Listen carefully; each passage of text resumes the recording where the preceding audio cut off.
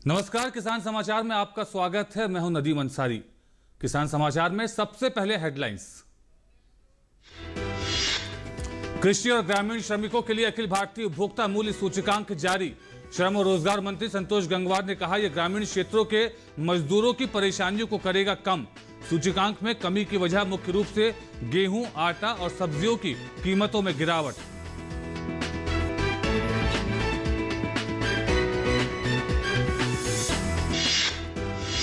उत्तर प्रदेश के ग्रामीण क्षेत्रों में खाद्य प्रसंस्करण योजना को विस्तार। प्रधानमंत्री किसान संपदा योजना के तहत उत्तर प्रदेश में 23 कोल्ड चेन परियोजनाओं को मंजूरी। 3 कृषि प्रसंस्करण समूहों, 22 खाद्य प्रसंस्करण इकाइयों को भी मंजूरी। खाद्य प्रसंस्करण उद्योग राज्य मंत्री रामेश्वर तेली ने दी जानकारी।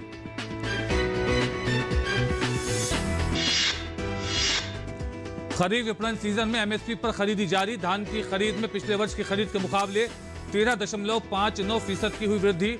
मौजूदा खरीफ विपणन सत्र में अब तक खरीदा गया 683.21 लाख मीट्रिक टन से अधिक धान। वर्तमान में जारी खरीफ विपणन सत्र में करीब 1 करोड़ किसान हुए लाभान्वित। सैटेलाइट इमेजरी बेस्ड यील्ड और फसल स्वास्थ्य आकलन का उपयोग। पीएम फसल बीमा योजना के तहत सैटेलाइट रिमोट सेंसिंग का हुआ उपयोग। बुवाई क्षेत्र और बीमा क्षेत्र के बीच विसंगति का आकलन करने के लिए पहल। राज्य सरकारों और बीमा कंपनियों के बीच विवादों को सुलझाने के लिए की गई कोशिश।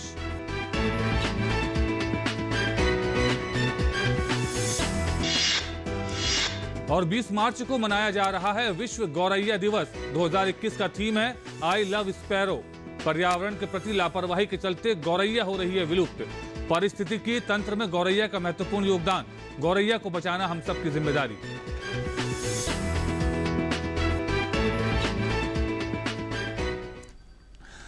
और मुख्य समाचारों के बाद आइए अब देखते हैं खबरों को विस्तार से। फरवरी 2021 महीने के लिए कृषि श्रमिकों और ग्रामीण श्रमिकों के लिए अखिल भारतीय उपभोक्ता मूल्य सूचकांक संख्या 1 अंक गिरा है। कृषि श्रमिकों और ग्रामीण मजदूरों के सामान्य सूचकांक में गिरावट के लिए प्रमुख भोजन मुख्य रूप से दाल, प्याज, आलू, फूल गोभी, बैगन आदि की कीमतों में गिरावट के कारण रहा। नवीनतम सूचकांक के बारे में श्रम और रोजगार राज्य मंत्री संतोष गंगवार ने कहा, सूचकांक में कमी मुख्य रूप से गेहूं, आटा और सब्जियों की कीमतों में गिरावट के कारण है, जो ग्रामीण क्षेत्रों में काम करने वाले लाखों मजदूरों की जेब पर कम बोझ डालकर उनकी परेशानी कम करेगा। मार्च 2021 महीने के लिए कृषि मजदूरों और ग्रामीण मजदूरों के लिए उपभोक्ता मूल्य सूचकांक 20 अप्रैल 2021 को जारी किया जाएगा।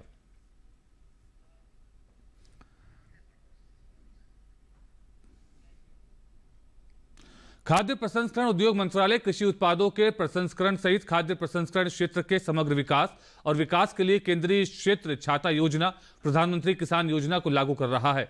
योजना का परिव्यय 2016-17 से 2019-20 की अवधि के लिए 6,000 करोड़ है। इस अवधि को वित्त वर्ष 2020-21 तक बढ़ा दिया गया है।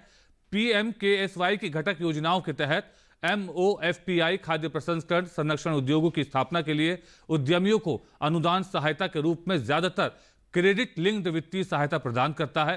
पीएमकेएसवाई कोई भी क्षेत्र या राज्य विशिष्ट नहीं है, बल्कि उत्तर प्रदेश के ग्रामीण क्षेत्रों सहित पूरे देश में लागू है। अब तक मंत्रालय ने पीएमकेएसवाई की संगत घटक योजनाओं के तहत उत्तर प्रदेश में 23 cold chain projects, 3 agro processing clusters, 22 food processing units, 6 creation of backward and forward linkage projects और 9 फूड टेस्ट लेबोरेटरी प्रोडक्ट्स को मंजूरी दी है।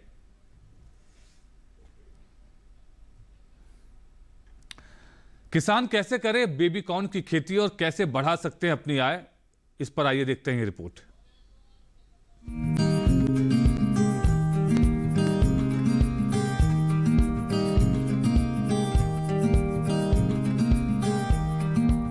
बेबी कॉर्न मक्का की कोई किस्म नहीं है, बल्कि वो अवस्था है जब भुट्टे में दाने बनने वाले हो या बनने शुरू हुए हों। इसका इस्तेमाल सलाद के साथ साथ सब्जी, खीर और हलवे में भी होता है। बाजार में बेबी कॉर्न की काफी मांग है। ये अमेरिका, यूरोप और दक्षिण एशिया में काफी मशहूर है। अब भारत के शहरी इलाकों में भी इसकी लोकप्रियता तेजी से बढ़ रही है। यही वजह है कि भारत में इसकी खेती मुख्य रूप से शहरों से सटे इलाकों में होती है। ये काफी पोषक है और शायद यही बढ़ती हुई मांग की वजह है। इसके खेत की तैयारी आम मक्का की तरह ही होती है और इसे 2 तरह से उगाया जाता है। आदर्श अवस्था में 1 हेक्टेयर में 58,000 पौधे लगाए जाते हैं। इस पद्धति में स्वीट और बेबी कॉर्न दोनों ही प्राप्त होते हैं। दूसरी पद्धति में 1 हेक्टेयर जमीन पर पौधों की संख्या 2.25 लाख के करीब होती है। इसमें तमाम भुट्टे बेबी कॉर्न के रूप में इस्तेमाल किए जाते हैं। बेबी कॉर्न के लिए 1 हेक्टेयर जमीन पर 20 से 25 किलोग्राम बीज की जरूरत होती है। 1 हेक्टेयर के लिए 1.5 से 2 क्विंटल नाइट्रोजन 3 बार में डालना होता है। इसकी फसल अमूमन 50 से 60 दिन में तैयार हो जाती है। तुड़ाई पर खास ध्यान देने की जरूरत है, चूंकि भुट्टा बहुत तेजी से बढ़ता है, इसलिए इसे जितना जल्दी हो सके बाजार भेज देना चाहिए। सुबह का समय तुड़ाई के लिए उपयुक्त है। पौधों में बाल यानी झंडा निकलते ही तोड़ दें और 3 दिन में 1 बार तुड़ाई कर लेनी चाहिए। इस तरह एक फसल के लिए औसतन 7 से 8 तुड़ाई पर्याप्त होती है। 1 हेक्टेयर में 15 से 19 क्विंटल तक बेबी कॉर्न हो सकते हैं। भुट्टे तोड़ने के बाद पौधों को हरे चारे के रूप में इस्तेमाल किया जा सकता है या इसे बेचकर अतिरिक्त आमदनी प्राप्त की जा सकती है। 1 हेक्टेयर से किसान को 250 से 400 क्विंटल तक हरा चारा मिल सकता है। दिल्ली के आसपास के इलाकों में किसानों ने बेबी कॉर्न प्रसंस्करण के संयंत्र भी लगाए हैं। प्रसंस्करण के बाद बेबी कॉर्न के दाम भी अच्छे मिलते हैं और इसे लंबे समय तक भंडार करके रखा भी जा सकता है।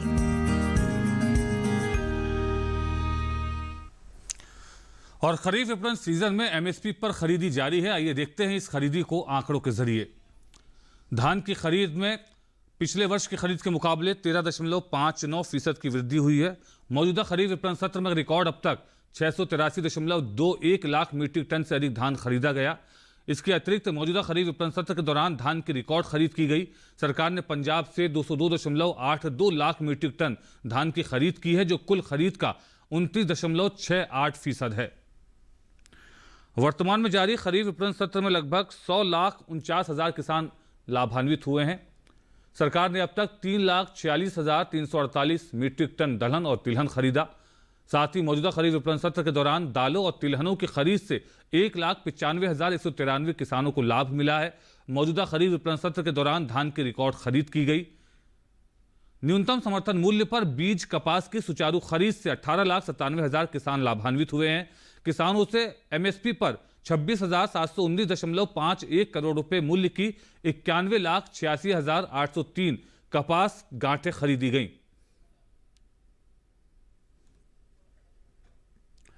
5,089 मीट्रिक टन खोपरा की खरीद कर्नाटक और तमिलनाडु राज्यों से की गई। इस दौरान 3,961 किसानों को न्यूनतम समर्थन मूल्य पर 52,40,00,000 रुपए की अदायगी की गई। प्रधानमंत्री नरेंद्र मोदी ने 12 मार्च को साबरमती से दांडी की यात्रा को रवाना किया और ये यात्रा उन्हीं रास्तों से होकर गुजर रही है जिन रास्तों से महात्मा गांधी ने अपने अनुयायियों के साथ दुनिया को सविनय अवज्ञा और सत्याग्रह की राह दिखाई थी। शुक्रवार को दांडी यात्रा का पड़ाव आणंद और बरसाठ रहा, जहां यात्रा में जम्मू कश्मीर के उपराज्यपाल मनोज सिन्हा भी शामिल हुए। यात्रा को लेकर लोगों में काफी उत्साह दिखा। आजादी का अमृत महोत्सव यानी आजादी की ऊर्जा का अमृत, आजादी का अमृत महोत्सव यानी स्वाधीनता सेनानियों से प्रेरणाओं का अमृत, आजादी का अमृत महोत्सव यानी नए विचारों का अमृत, नए संकल्पों का अमृत, आजादी का अमृत महोत्सव यानी आत्मनिर्भरता का अमृत। और इसलिए ये महोत्सव राष्ट्र के जागरण का महोत्सव है। ये महोत्सव स्वराज्य के सपने को पूरा करने का महोत्सव है। ये महोत्सव वैश्विक शांति का विकास का महोत्सव है। ये एक और ऐतिहासिक क्षण था जब 12 मार्च को साबरमती से दांडी की यात्रा को प्रधानमंत्री नरेंद्र मोदी ने रवाना किया और ये यात्रा उन्हीं रास्तों से होकर गुजर रही है जिन रास्तों से महात्मा गांधी ने अपने अनुयायियों के साथ दुनिया को सविनय अवज्ञा और सत्याग्रह की राह दिखाई। 12 मार्च को ये यात्रा 81 लोगों के साथ शुरू हुई और आज इसमें शिरकत करने वालों की संख्या हजारों में है।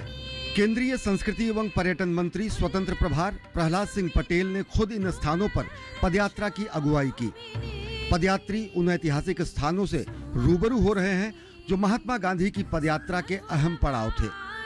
दांडी यात्रा पर निकले इन पदयात्रियों का न केवल फूलों की वर्षा और उल्लास के साथ स्वागत हो रहा है, बल्कि लोगों के मन में महात्मा गांधी के आदर्शों के पालन का नया संकल्प भी जाग रहा है। पहले तो मैं अपना सौभाग्य समझता हूँ कि दांडी मार्ग पर हमको चलने का मौका मिला। मैंने पहले ही दिन कहा था मुझे कोई गलतफहमी नहीं है, हम गांधी के पसीनों पर नहीं चल सकते, लेकिन उन्हें प्रणाम करने का अवसर जरूर हमको मिला है। आज़ादी के 75 वर्ष के 75 सप्ताह पहले गुजरात की इस पुण्य भूमि से ये महोत्सव शुरू हुआ है। इसको अमृत महोत्सव का नाम दिया है। असलाली, नौगाम, मातर और नाडियाड जहां कहीं भी ये यात्रा पहुंची, जनमानस का उल्लास और उत्साह देखते ही बना। यात्रा के कुछ हिस्सों में केंद्रीय मंत्री गिरिराज सिंह ने भी शिरकत की। शुक्रवार को दांडी यात्रा का पड़ाव आणंद और बरसाड रहा, जहां यात्रा में जम्मू कश्मीर के उपराज्यपाल मनोज सिन्हा भी शामिल हुए। जैसे जैसे ये यात्रा अपने लक्ष्य की ओर बढ़ रही है, पदयात्रा में शामिल लोगों में प्रधानमंत्री नरेंद्र मोदी के आत्मनिर्भर भारत के निर्माण का संकल्प और दृढ़ हो रहा है। सम्माननीय प्रधानमंत्री आदरणीय नरेंद्र मोदी जी ने आजादी के अमृत महोत्सव का प्रारंभ 75 सप्ताह पहले किया और जो 15 अगस्त 2022 को हम सब आजादी का 75वां महोत्सव मनाएंगे, उस समय हम क्या संकल्प ले सकते हैं। नया भारत दुनिया का सबसे श्रेष्ठ भारत बनेगा। विज्ञान की दृष्टि से, कला की दृष्टि से, ताकत की दृष्टि से दुनिया में हमारा एक स्थान हो, एक गौरवशाली स्थान जो हमारा रहा तो हम प्राप्त कर सकें। इसके लिए मुझे लगता है कि बापू, सरदार पटेल और तमाम स्वतंत्रता सेनानियों की प्रेरणा से ही हम इस काम को, इस लक्ष्य को प्राप्त कर सकते हैं। यात्रा के दौरान लोगों का उत्साह अपने चरम पर है, तो लोगों में सामाजिक और सामुदायिक कर्तव्य बोध भी खूब दिख रहा है। यात्रियों की सहूलियत के लिए मार्ग में अनेक जगहों पर स्वैच्छिक सहयोग के अनेक अनुपम उदाहरण भी दिख रहे हैं। यात्रा का अगला पड़ाव कनकपुरा, करेली, आमोद, अंकलेश्वर, भटगाम, सूरत, नवसारी और कराड़ी है। 5 अप्रैल को यह यात्रा दांडी पहुंचेगी, जहां आज से 91 साल पहले महात्मा गांधी ने नमक के काले कानून को तोड़ा था। साबरमती से दांडी तक की ये यात्रा हमारे गौरवशाली स्वतंत्रता संघर्ष का एक पुनरावलोकन है कि कैसे 91 साल पहले बापू ने एक संकल्प लिया था और अंततः बरतानिया हुकूमत को उखाड़ फेंक स्वराज्य हासिल किया था। और ये दांडी यात्रा एक अवसर भी है कि आज़ादी के 75वें साल में हम कैसे एक स्वावलंबी, आत्मनिर्भर और विश्वगुरु भारत बनाने के संकल्प को सिद्धि में परिवर्तित करते हैं।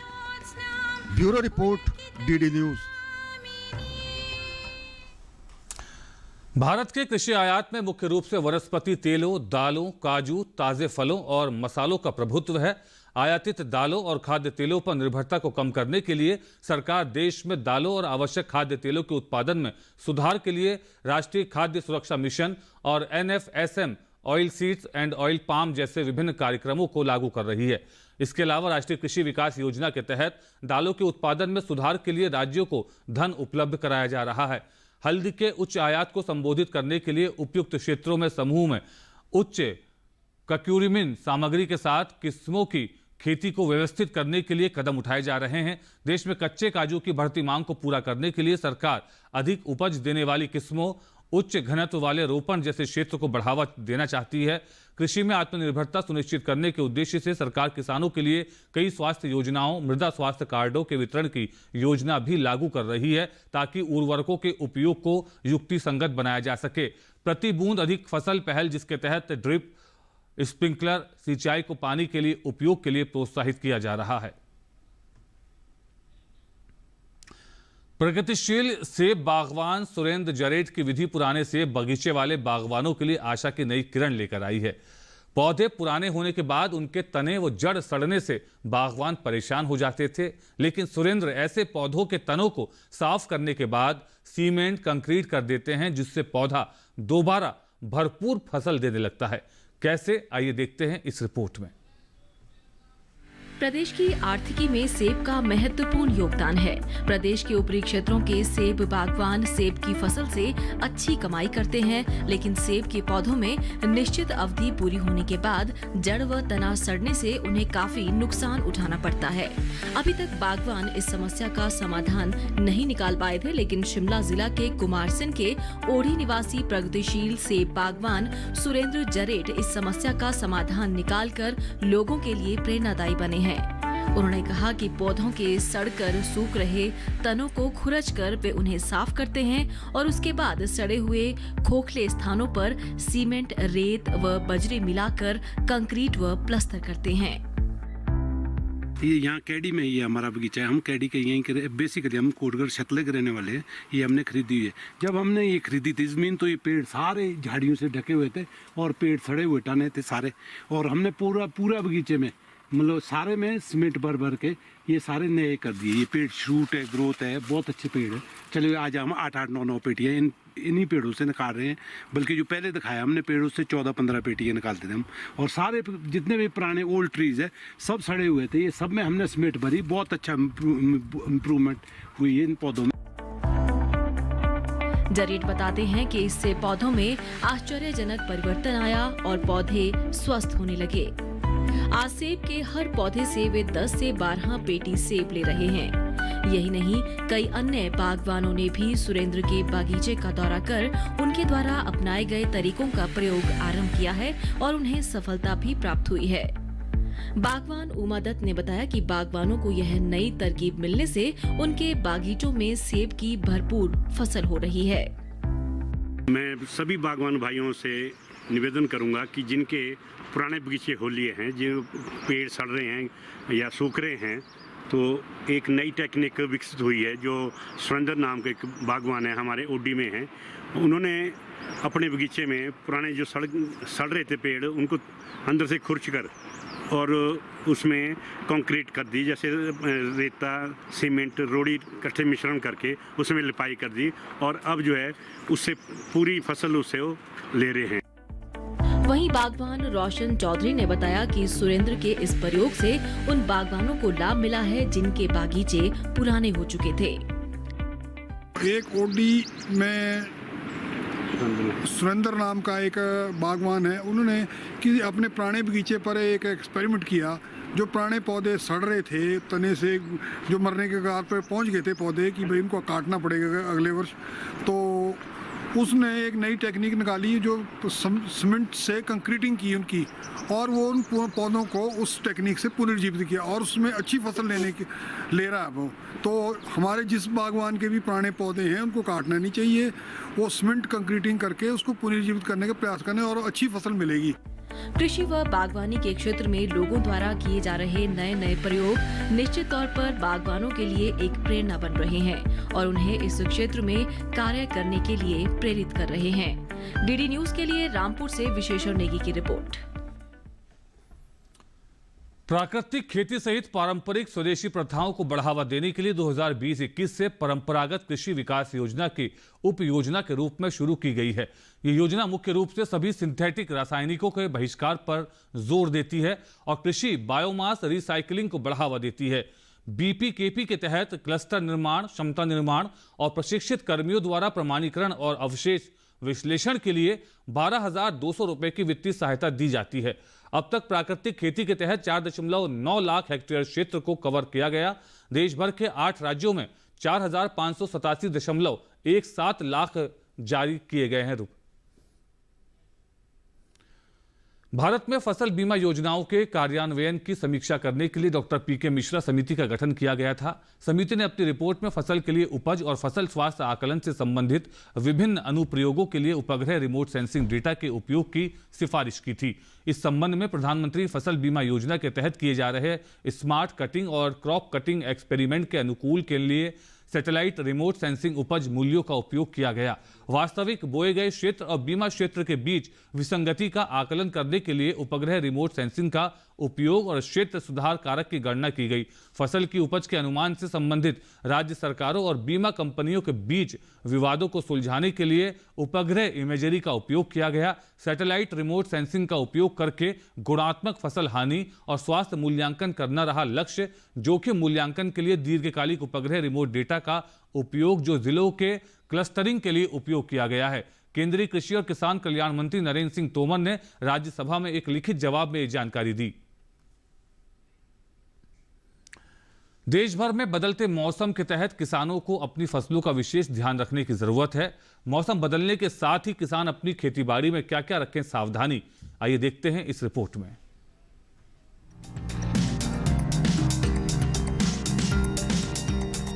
हिमाचल प्रदेश में टमाटर, मिर्च और शिमला मिर्च की पौधों की रोपाई करे किसान।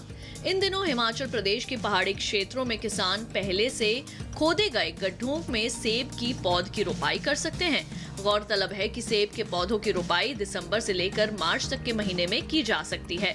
ये समय सेब की रोपाई के लिए अंतिम समय है, इसलिए सही आकार के गड्ढों में सेब के पौधों की रोपाई करें और पौध से पौध के बीच की दूरी बनाए रखें। पौधों की रोपाई के समय ऑर्गेनिक खाद का इस्तेमाल करें। साथ ही विशेषज्ञ की सलाह से फफूंदीनाशक दवा का भी छिड़काव करें। अगर पहले ही पौधों की रोपाई कर चुके हैं तो पौधों में तनाछेदक और अन्य कीटों की निगरानी करते रहें। इस समय हिमाचल प्रदेश में अनार की रोपाई भी की जा सकती है। रोपाई के समय पौधों की खराब टहनियों की छटाई कर दें और इन पौधों को सीधी पड़ने वाली धूप से बचाएं। समय समय पर पौधों में सिंचाई करते रहें। वहीं कीवी के पौधों में भी सिंचाई की जरूरत है। पौधों की जड़ों में नमी बनाए रखने के लिए मल्चिंग का काम करें।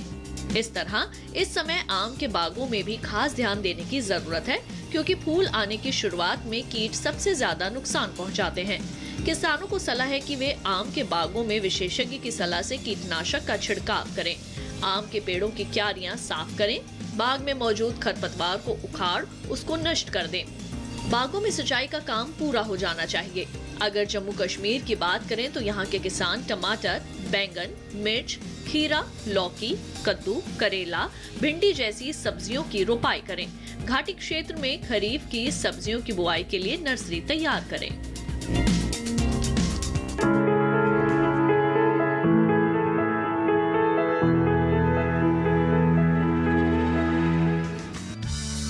ये समय बैंगन की बुआई के लिए अनुकूल है।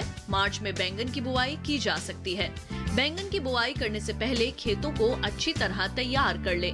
खेतों की जुताई कर जमीन को समतल कर ले। बुआई करते समय पौध से पौध की दूरी 60 सेंटीमीटर और पंक्ति से पंक्ति की दूरी 60 से 75 सेंटीमीटर रखें। किसान बैंगन की कई किस्मों की बुआई इस समय कर सकते हैं, जैसे पूसा श्यामला। बैंगन की ये किस्म लंबे आकार की होती है। इस किस्म की बुआई पंजाब, उत्तर प्रदेश, बिहार और झारखंड में कर सकते हैं। इस किस्म की 1 हेक्टेयर में 390 क्विंटल पैदावार ले सकते हैं। इसकी शाखाएं सीधी होती हैं और पौधा कांटा रहित होता है। पूसा पर्पल क्लस्टर की बुआई भी की जा सकती है। ये किस्म उत्तरी भारत के मैदानी और पर्वतीय इलाकों के लिए अच्छी होती है। 1 हेक्टेयर में 200 क्विंटल पैदावार ली जा सकती है। इसकी लंबाई 10 से 12 सेंटीमीटर होती है। इसका रंग गहरा बैंगनी होता है। इसके अलावा पूसा अंकुर की बुआई की जा सकती है। इस किस्म का आकार गोल होता है। पूसा अंकुर राजस्थान, गुजरात, हरियाणा, दिल्ली, मध्य प्रदेश और महाराष्ट्र में लगाने के लिए काफी अच्छी है। 1 हेक्टेयर में 350 क्विंटल फसल ली जा सकती है। पूसा उत्तम भी लगा सकते हैं। इसका आकार भी गोल होता है। बैंगन की इस किस्म की बुआई पंजाब, उत्तर प्रदेश, बिहार और दिल्ली में की जा सकती है। बुआई के तुरंत बाद पहली सिंचाई करें। खरपतवार नियंत्रण के लिए किसी भी दवा का छिड़काव विशेषज्ञों की सलाह पर ही करें।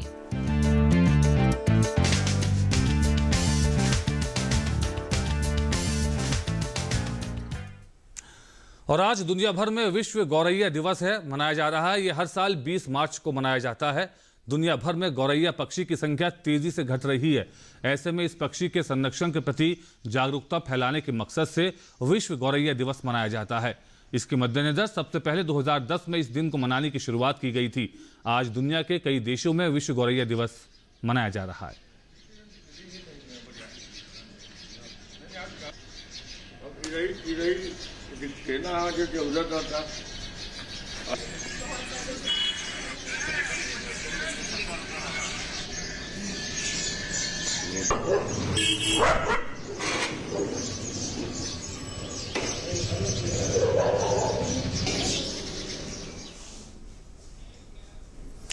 और विश्व गौरैया दिवस का मकसद ही गौरैया को बचाना है। किसान समाचार के आज के इस अंक में फिलहाल इतना ही। हमारी पूरी टीम को दीजिए अनुमति। नमस्कार।